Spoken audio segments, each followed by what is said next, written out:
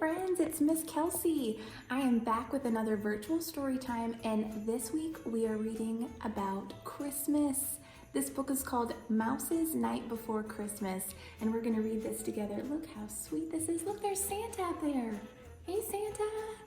Before we get started on our book though, I wanna show you the craft that we're gonna make. This is a little mouse ornament made out of felt and a little candy cane tail. If you would like to make this with me, what you're gonna need to do is come to the Germantown Library and pick up a craft bag. This is gonna have everything that you need inside of it. His little tail, his body, his ears, his googly eyes. And then you can take this home and make it with your friends, with your family, with your brothers and sisters. Just let us know how many you need and we've got them ready for you. Does that sound like fun? So come to the library. You can either do a curbside pickup or come in and grab one. We are open. All right, let's get ready to read Mouse's Night Before Christmas. Mouse's Night Before Christmas. 'Twas the night before Christmas when all through the house not a creature was stirring, not even a mouse. That is how the tale started, the one that you know. But I'll tell you a secret, it wasn't quite so. Because if you look closer, you might see a door at the foot of the grandfather clock near the floor, and you'll see that it's open. And look, a small nose and two twinkling black eyes and some tiny pink toes. On that night before Christmas, dear reader, you see, there was one little mouse as awake as could be. And he peeked at the Christmas tree there in the hall. It had candles and tinsel and quite best of all, presents, he gasped. But the mouse shook his head. If I just had a friend to give gifts to, he said. Oh, he's all alone. Oh, but look, exclaimed Mouse, now excited to see the most beautiful star at the top of the tree. He had heard stars give wishes, but could it be true? And he wondered if plain little mice could wish too. He decided to try it in case they just might, so he whispered his tiny wish into the night. But then out on the lawn there arose such a clatter that he scurried outside to see what was the matter. As he reached the stone steps, little Mouse gave a cry. Gosh, it's Santa! But what could have happened? Oh my! What a storm! Santa shivered. I'm sorry to say that somehow I think we have quite lost our way. Then he checked to make sure all his reindeer were there as the snow whirled around in the frosty night air. There's Dasher, there's Dancer, there's Prancer and Vixen, and Comet and Cupid, and Donner and Blitzen. But wait! Santa stopped and bent down. Who are you? I'm just Mouse, said the mouse. Oh, how do you do? Was it your wish I heard? Santa's eyes twinkled bright. Why, I did make a wish, answered Mouse with delight.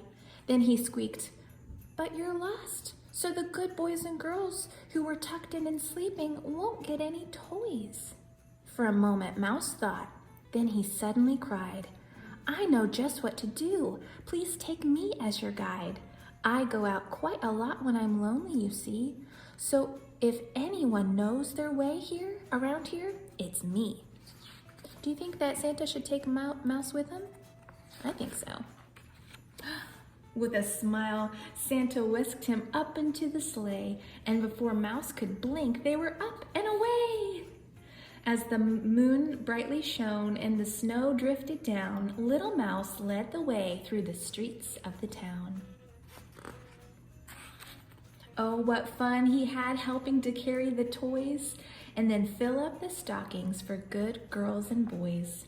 He was quiet and he was careful and ever so neat, quite the best little helper that Santa could meet. There he is in the stocking.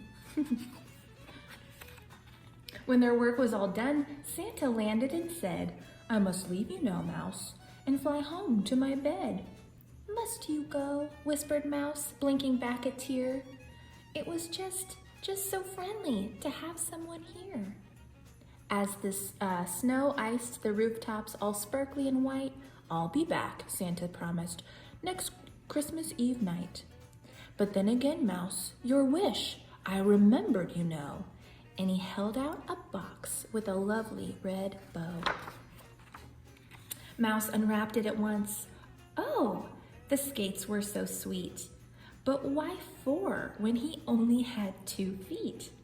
"That's not all," Santa smiled. "It will soon become clear if you follow this map. Look, the path is marked here." "Will the path lead the way to my wish?" Mouse cried. Santa winked. "Why not see for yourself?" he replied. With a bright "Ho, ho, ho," Santa called from his sleigh, "Very soon, little mouse, it will be Christmas Day." And then, whoosh, he was off through the starry night sky as the mouse far below waved a final goodbye. "Bye, Santa." So Mouse followed the path, which went up and went down. Why, it seemed to be taking him all over town. Then it led to the park, and at last to a tree, and then on a snowy branch. What should Mouse see? Look at that, but a small fluffy bird with his eyes big and wide. "Oh, could you be the friend that I wished for?" Bird cried. "For a friend?" exclaimed Mouse, "but I wished for that too." Then he held up the skates. "Merry Christmas to you." Oh, is Mouse giving Bird the extra set of skates? How fun! So, dear reader, you see on that night long ago, Mouse was not in his clock, but outside in the snow. And he skated with Bird till the sky turned bright blue. 2 new friends with just one Christmas wish that came true. Look at them skating together, spinning and twirling, drinking some hot cocoa together. Look at that. The end. Good job, guys. Let's make our craft together now. All right, now we are ready for our craft. This is gonna be our little mouse body, and there's 2 little holes cut right here. That's where his ears are gonna go. And then these 2 little holes up here is where we're gonna put the candy cane tail. So this is where the face is gonna be, and let's grab our ears. Mine are red, yours might be a different color. And what we're gonna do is slip the ears only halfway through that first hole. So pull it through. Awesome, there's one little ear.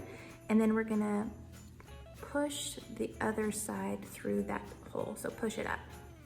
And there's our big old mouse ears. Look how cute.